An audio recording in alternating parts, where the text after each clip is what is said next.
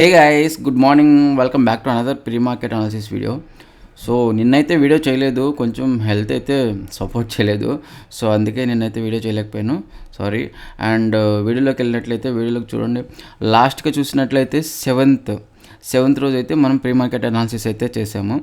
So ఆ రోజు చూసుకున్నట్లయితే మనకి ఏదైతే చెప్పామో, ఏదైతే డిస్కస్ చేసుకున్నామో విగ్గా ఒకసారి అయితే రెఫర్ చేద్దాం. సో ఓవరాల్ చూసినట్లయితే మనం అయితే అప్ ట్రెండ్ అయితే ఉంటుంది. అండ్ వచ్చేసి మార్కెట్లో ఓవరాల్ చూసినట్లయితే కొంత పాజిటివ్గానే ఉంది అని అయితే చూడొచ్చు అని చెప్పేసి అయితే చాలా స్ట్రాంగ్ అయితే చెప్పాను. సో చూసినట్లయితే చూడండి, మనకి ఫస్ట్ ఏదైతే సెకండ్ క్యాండిల్ ఉందో, సెకండ్ క్యాండిల్ బ్రేక్అవుట్ క్యాండిల్. ఇది ప్రీవియస్ డే హై బ్రేక్అవుట్ అయితే ఫర్దర్గా లాంగ్ ఆపర్చునిటీ అయితే ఉంటుంది, తీసుకోమని చెప్పాను. ఇక్కడ చూడండి, ఏదైతే బ్రేక్అవుట్ అయిందో ఇమీడియట్గా తర్వాత చూసుకున్నట్లయితే స్టాప్ లాస్ అనేది మనం ఇక్కడ పెట్టుకోవచ్చు. సో ఏదైతే ఇది ఎంట్రీ, స్టాప్ లాస్, అండ్ మనకి 1:2 రిస్క్ అయితే ఉంది. సో ఇక్కడ మిస్ అయిన వాళ్ళు చూసినట్లయితే, ఇక్కడ ఎవరైనా ట్రేడ్ మిస్ అయిన వాళ్ళు, మళ్ళీ ఇది కన్ఫర్మేషన్ క్యాండిల్ ఎగ్జాక్ట్ చూసుకున్నట్లయితే ఏదైతే చిన్న స్మాల్ కన్సాలేట్ అయిందో, ఈ కన్సాలేట్ అయ్యి ఇది ఒక్కసారి బ్రేక్అవుట్ అయింది ఆ లెవెల్. సో బ్రేక్అవుట్ అయితే చూడండి. సో మళ్ళీ సేమ్ ఇది entry candle, stop loss, target చూసినట్లయితే మీకు 1:2, 1:3, 1:4 కూడా ఉంది. ఇలా ఉంటుంది. మీకు ఆల్రెడీ చాలాసార్లు చెప్పాను, గుర్తుపెట్టుకోండి. మీరు గుర్తున్నట్లయితే ఒక ట్రెండింగ్ డే అనేది చాలా ఇంపార్టెంట్. ఒక్క trending day is enough for entire month. Me salary, ఒకవేళ జాబ్ హోల్డర్స్ అనుకోండి, మీ శాలరీ ఏదైతే మంత్ శాలరీ వస్తుందో ఒక పర్ఫెక్ట్ ట్రెండింగ్ డే సరిపోతుంది ఎంటైర్ మంత్కి. సో అందుకే మీకు పదే చెప్తున్నాను, హరీబరీగా ట్రేడ్ చేయొద్దు, అన్నెసరీ ట్రేడ్స్ తీసుకోవద్దు. మీకు ఎప్పుడు కూడా నేను ఒకటే చెప్తాను, సో లిమిటెడ్ ట్రేడ్సే తీసుకోండి, బట్ హై ప్రాబిలిటీ ట్రేడ్స్ తీసుకోండి. సో రిస్కీ ట్రేడ్స్ అవాయిడ్ చేయండి. ఇప్పుడు మనకి ఎంటైర్ మంత్లో ఎన్నో ఉంటాయి. మీరు ఆ ఏదైతే ఉందో ఆ ట్రెండింగ్ డేస్ కోసం, ప్రాపర్ ట్రెండింగ్ డేస్ కోసం వెయిట్ చేయండి. అలా అని చెప్పేసి ఎవ్రీడే ట్రేడ్ తీసుకోవద్దు, జస్ట్ అబ్జర్వ్ చేస్తూ ఉండండి అని కాదు. 1:2 రిస్క్ రివార్డ్ ఉంటాయి. ఏ ట్రేడ్ కూడా హై ప్రాబిలిటీనే. సో దాని తర్వాత వచ్చేసి ఇలాంటి ట్రెండింగ్ డేస్లో ఇక్కడ ఇలాంటి లోలో బై చేసుకొని ట్రయల్ చేసుకుంటూ చూడండి. ఇక్కడ లోలో బై చేస్తారు, మీ స్టాప్ లాస్ ట్రయల్ చేస్తూ ఉంటారు. ఆర్ఎల్స్ లేదు అని చెప్పినప్పుడు మళ్ళీ ఇక్కడ వరకు వచ్చింది. ఫర్ ఎగ్జాంపుల్ మనకి ఏం చెప్పాము, 20 మూవింగ్ యావరేజ్ వరకు టచ్ చేస్తే ఇది మళ్ళీ అప్ సైడ్ వెళ్తూ ఉంటుందని చెప్పేసి. సో ఇక్కడ వరకు మీరు వెయిట్ చేశారు ట్రయల్ చేసుకుంటూ.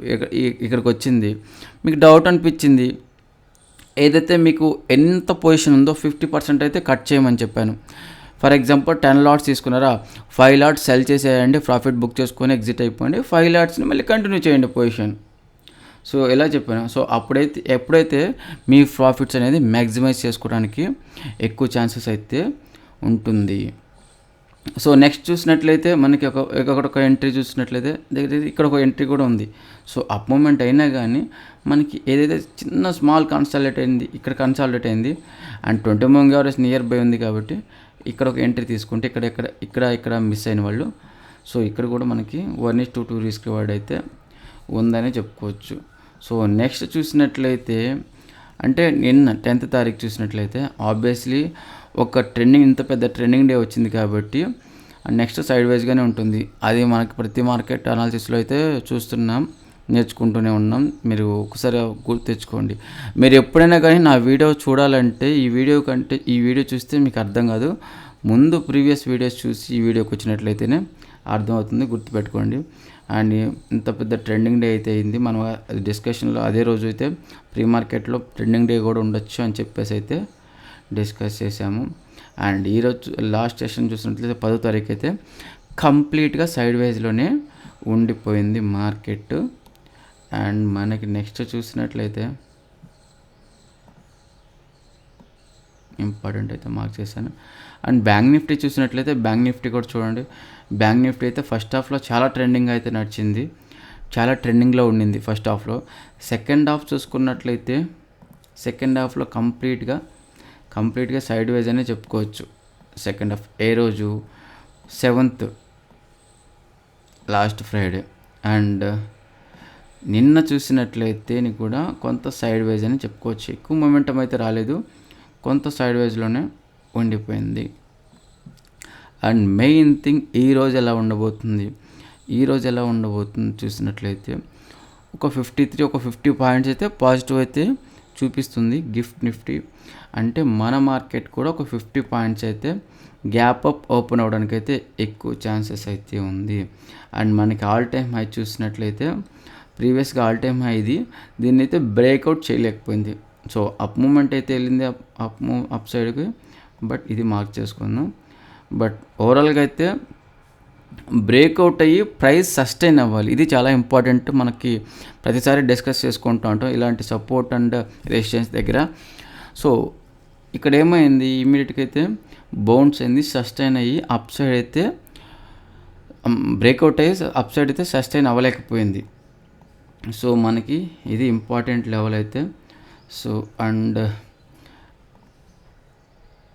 మెయిన్గా చూసినట్లయితే ఇంకొకటి ఇంపార్టెంట్గా మాట్లాడుకుంటే, మనకి ఈ ఏదైతే ఎలక్షన్ రిజల్ట్ ఉందో సెంట్రల్లో, అది సెంట్రల్లో కూడా అంటే ఏదైతే ఎలక్షన్ రిజల్ట్కి మార్కెట్ అంతా రియాక్ట్ అవ్వలేదని చెప్పుకోవచ్చు. సో చాలామంది ఎలా అంటే సేమ్ బీజేపీ గవర్నమెంటే మళ్ళీ గవర్నమెంట్ ఫామ్ చేస్తే మళ్ళీ 24,000 మార్క్ 25,000 మార్క్ నిఫ్టీ వెళ్ళే ఛాన్సెస్ ఉంది అని చెప్పేసి అయితే అంటున్నారు. బట్ అంత రియాక్ట్ అయిందా అంటే మార్కెట్ రియాక్ట్ అవ్వలేదని చెప్పుకోవచ్చు. చూడండి, అంటే సేమ్ గవర్నమెంట్ అయితే ఫామ్ అయింది, బట్ చాలా స్ట్రగుల్ అయింది బీజేపీ గవర్నమెంట్ కూడా. ఎందుకంటే ఏదైతే గవర్నమెంట్ ఫామ్ చేయాలంటే 270 మ్యాజిక్ నెంబర్ వచ్చేసి 272 సీట్స్ అయితే ఉండాలి. బట్ బీజేపీ విన్ అయింది మాత్రం 240 సీట్సే.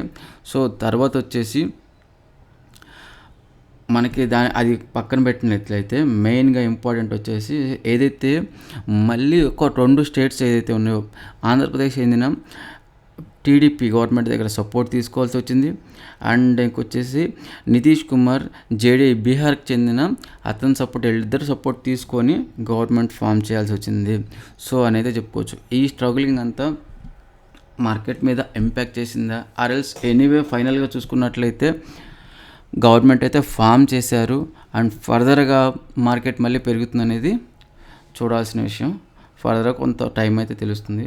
సో ఓవరాల్ చూసినట్లయితే కొంత మార్కెట్లో కొంచెం కన్ఫ్యూజింగ్గానే ఉంది. ఏదైతే ప్రైస్ బ్రేక్అవుట్ అయ్యి అప్ సైడ్ సస్టైన్ అయితే కానీ ఫర్దర్గా అప్ సైడ్ అయితే బ్రేక్అవుట్ అవుతుంది, ఫర్దర్గా అప్ సైడ్ అయితే మూవ్ అవుతుంది అని చెప్పేసి అయితే చెప్పలేము. అండ్ డౌన్ సైడ్ చూసుకున్నట్లయితే మనకి ఇంపార్టెంట్ సపోర్ట్ వచ్చేసి ఏదైతే ఈ సిపిఆర్ ఉందో అండ్ వర్జిన్ సిపిఆర్, ఇక ప్రైస్ ఇన్ కేస్ వచ్చి టచ్ చేస్తే ఫస్ట్ హాఫ్లో అయితే హై ప్రాబిలిటీ ఇది బౌన్స్ అవ్వడానికే ఎక్కువ ఛాన్సెస్ ఉంది. అండ్ అప్ సైడ్ అయితే మనకి ఖచ్చితంగా బ్రేక్అవుట్ అవ్వాల్సిందే. బ్రేక్అవుట్ అయితే కానీ మనం ఫర్దర్గా ఎస్టిమేట్ చేయలేము. అండ్ ఇంకోటి చూసినట్లయితే సిపిఆర్ చూసినట్లయితే కొంత న్యారోగానే ఉంది, న్యారో సిపిఆర్ ఉంటుంది కాబట్టి. అండ్ ఇంకొకటి వచ్చేసి మెయిన్ థింగ్ ప్రీవియస్ డే ఏదైతే ఉందో ప్రీవియస్ డే సైడ్ వేస్ డే. సో ఇంత సైడ్ వేస్ డే ఉంది కాబట్టి అండ్ ఈరోజు కొంత మూమెంట్ వచ్చే ఛాన్సెస్ అయితే కనిపిస్తుంది. అండ్ మనకి ఫర్దర్గా చూసినట్లయితే అప్ సైడ్ అయితే బ్రేక్అవుట్ అయితే కానీ ఈ లెవెల్స్ అనేది మనం ఒక డెసిషన్కి రాలేము. బ్రేక్అవుట్ అయినా కానీ ఈ అప్ సైడ్ బ్రేక్అవుట్ అయ్యి పర్ఫెక్ట్ బ్రేక్అవుట్ అయ్యి ప్రైస్ అప్ ఏదైతే ఆల్ టైమ్ హై ఉందో ప్రీవియస్గా దాంతో సస్టైన్ అవ్వాలి, అప్పుడు మాత్రమే ఫర్దర్గా మార్కెట్లో ఇంకా మార్కెట్ పెరుగుతుందని అయితే చెప్పుకోవచ్చు. డౌన్ సైడ్ చూసినట్లయితే virgin CPR important. And if in case ఇది బ్రేక్అవుట్ అయితే ఫర్దర్గా మార్కెట్ డౌన్ అవుతుంది అని అయితే చెప్పుకోవచ్చు. అండ్ నెక్స్ట్ చూసినట్లయితే బ్యాంక్ నిఫ్టీ కూడా ఆల్ టైమ్ హై ఏదైతే ఉందో, ఒక్క నిమిషం ఆల్ టైమ్ హై చెక్ చేద్దాం. సో ఆల్ టైమ్ హైకి అయితే ఇంకా గ్యాప్ అయితే ఉంది. అండ్ మెయిన్గా చూసినట్లయితే సో ఈ లెవెల్ 5 minutes టైం ఫ్రేమ్లో ఆల్ టైమ్ హై అయితే బ్రేక్అవుట్ అయితే చేయలేకపోయింది, మార్కెట్ అయితే రివర్స్ అయింది. ఇమీడియట్గా మనకి 5 minutes టైం ఫ్రేమ్లో ఇది ఇంపార్టెంట్ లెవెల్ 50,250 ఏదైతే మార్క్ చేసామో ఈ లెవెల్ అయితే ఇంపార్టెంట్ లెవెల్ 5 minutes టైం ఫ్రేమ్లో. ఓవరాల్గా నిఫ్టీ బ్యాంక్ నిఫ్టీ కొంత సిమిలర్గానే ఉంది అని అయితే చెప్పుకోవచ్చు. డౌన్ సైడ్ అయితే ఇది బ్రేక్అవుట్ అయితే ఫర్దర్గా అప్ మూవ్ అయితే అవుతుంది బ్యాంక్ నిఫ్టీ, ఆర్ఎల్స్ సైడ్ వైజ్గానే ఉండే ఛాన్సెస్ ఉంది. ఇది డౌన్ సైడ్ అయితే ప్రీవియస్ డే లో ఏదైతే బ్రేక్అవుట్ అయితే ఫర్దర్గా డౌన్ అయ్యొచ్చు. ఈ లెవెల్ ఏదైతే ఉందో ఇది ఇంపార్టెంట్ లెవెల్, ఇది ఇంపార్టెంట్ లెవెల్. ఈ లెవెల్ బ్రేక్అవుట్ అయితే ఫర్దర్గా డౌన్ అవ్వచ్చు. ఈ టూ ఇది ప్రీవియస్ డే లో అండ్ ఈ సిపిఆర్ ఇంపార్టెంట్ లెవెల్ మనకి. సో ఈ రెండు బ్రేక్అవుట్ అయితే ఫర్దర్గా మేబీ డౌన్ అయ్యే ఛాన్సెస్ అయితే ఉంది. అండ్ ఫిన్ నిఫ్టీ ఒక్కసారి చూసినట్లయితే